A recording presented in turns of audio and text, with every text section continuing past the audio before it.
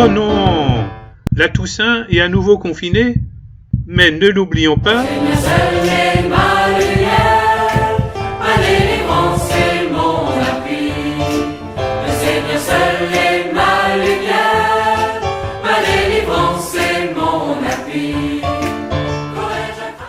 Et dire que samedi dernier, nous étions encore ces heureux pèlerins en chemin. Réalisions-nous suffisamment notre bonheur de pouvoir marcher ensemble dans une si belle lumière, une si belle création.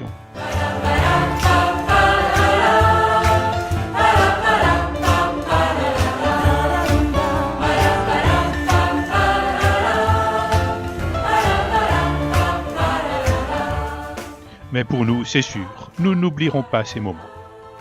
C'est peut-être déjà là le début de la sainteté. Dans la grisaille, oser chanter un Magnificat, être capable de bénédiction, de faire mémoire des moments de bonheur que nous ne nous laisserons pas voler. La sainteté, c'est aussi toujours continuer à marcher, même quand c'est un peu rude. Les châteaux de Ribeauvillé, c'est bien les jeunes de Marco. Mais nos amis du Bade ont fait mieux. Regardez. Avec près de 400 mètres de dénivelé, les uns comptent mettre 1h30, les plus aguerris, dont Monseigneur Ravel, tablent sur 1 heure. Le but est de faire de cette ascension une démarche spirituelle. C'est surtout, je dirais, au plan invisible de la prière, on fait quelque chose pour les vocations, pour rendre sensibles les personnes de partout, en se disant pourquoi pas moi, hein, voilà. Parce que je crois que Dieu travaille dans le cœur, mais encore faut-il revenir à son cœur. Et puis aussi on prie, parce que le Seigneur nous a dit que pour les vocations, il nous a dit priez pour que le maître de la moisson envoie des ouvriers à sa moisson. Pour certains, ou plutôt pour certaines, l'ascension est rude. Oh, j'en peux plus. Il faut être motivé pour faire ça un samedi matin quand même. Ouais. C'est le jour où je prends cours. 5h30 réveil. Moi en fait c'est les amis de mes parents, ils m'ont dit quoi je vais venir parce qu'ils m'ont donné quelque chose qui a de la valeur, du coup ils m'ont dit quoi je vais faire cette marche pour...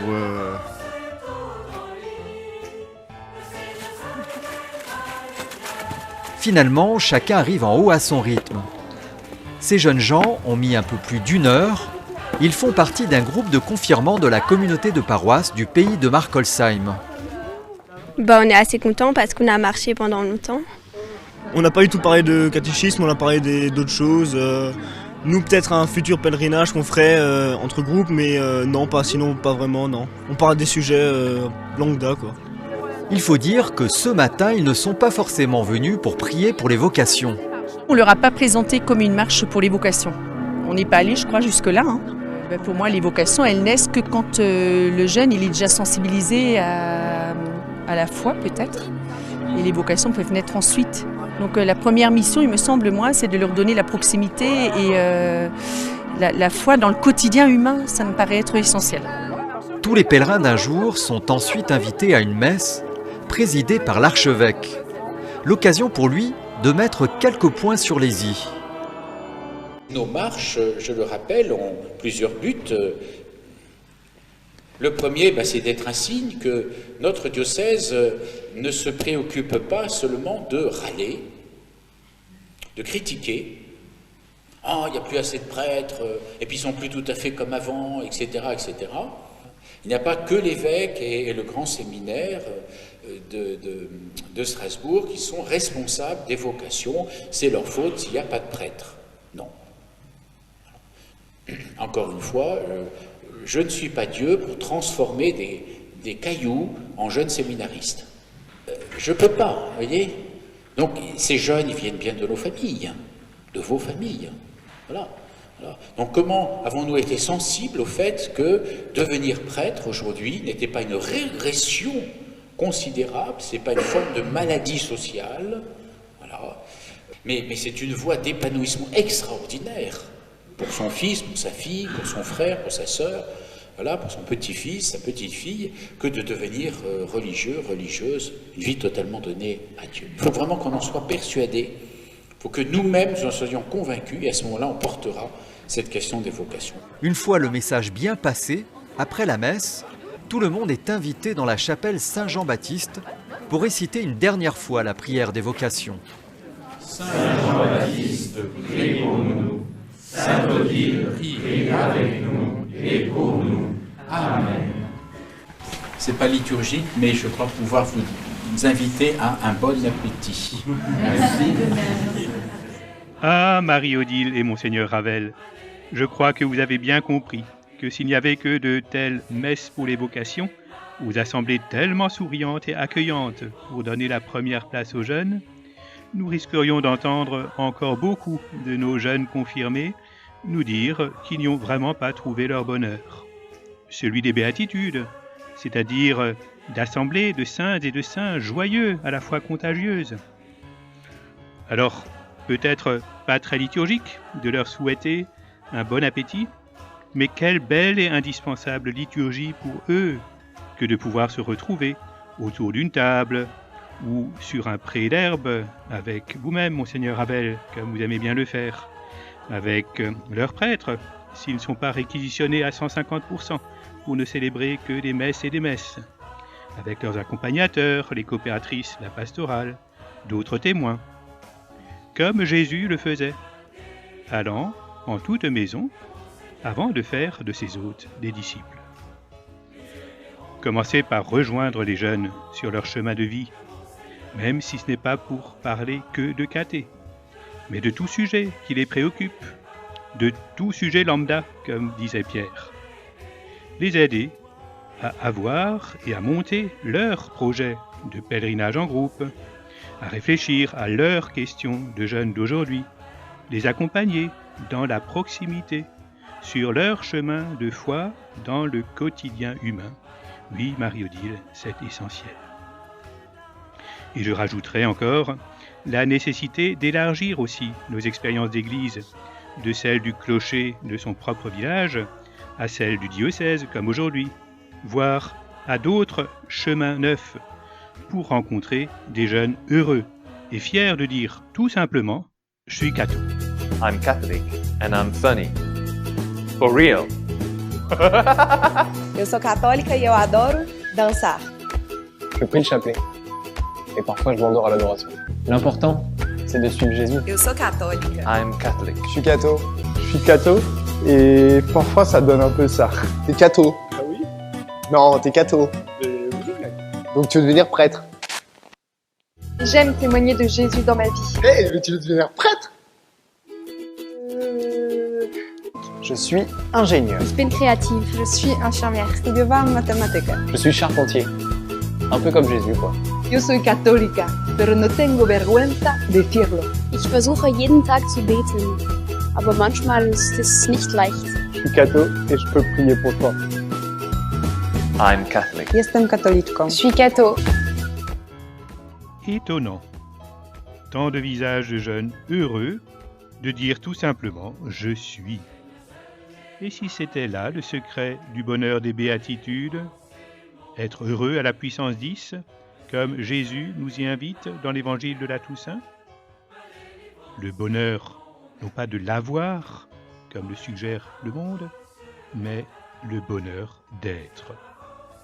Si c'est dans l'avoir que nous cherchons le bonheur, nous le savons bien, nous n'en aurons jamais assez, et nous nous laissons prendre dans une spirale infernale du vouloir toujours plus, toujours autre chose, qui finalement ne comblera jamais nos cœurs.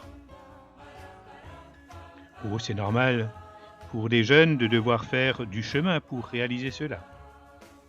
Mais sur ton chemin de vie, n'est-ce pas dans les moments les plus simples, dans un repas non planifié, tout simplement improvisé et partagé, dans de nouvelles rencontres en chemin, dans une célébration en famille, même si elle n'est pas tout à fait liturgique.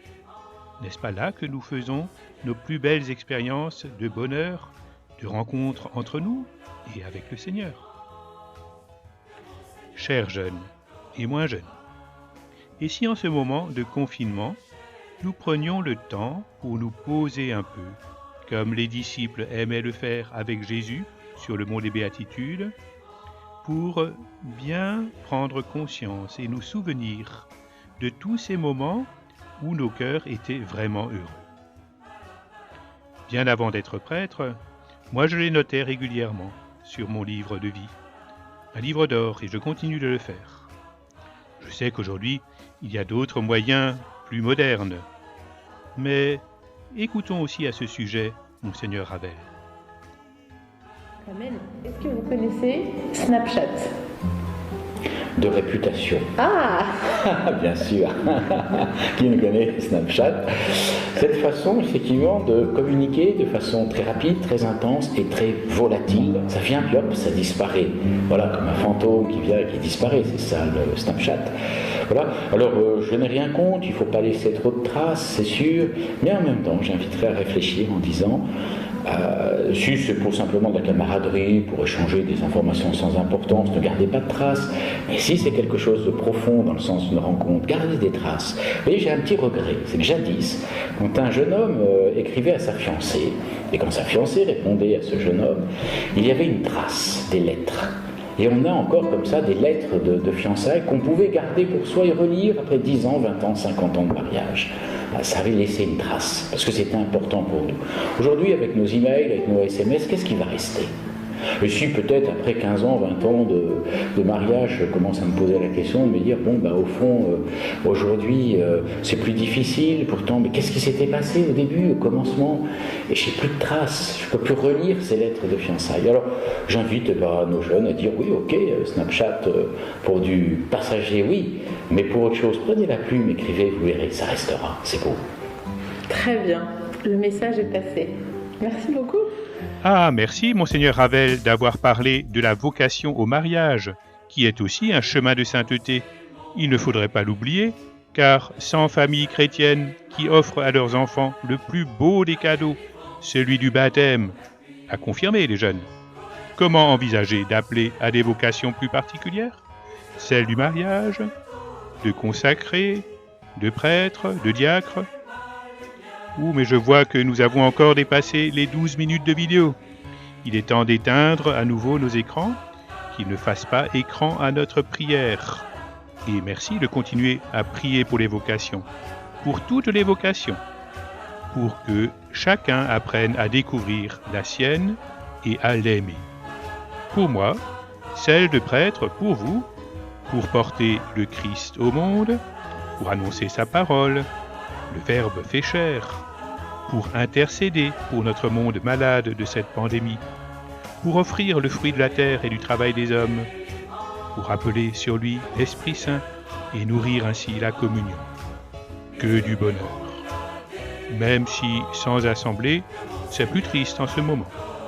Mais en communion fidèle avec toute notre communauté de paroisse, nous le ferons chaque jour jusqu'au prochain et espérons-le proche déconfinement.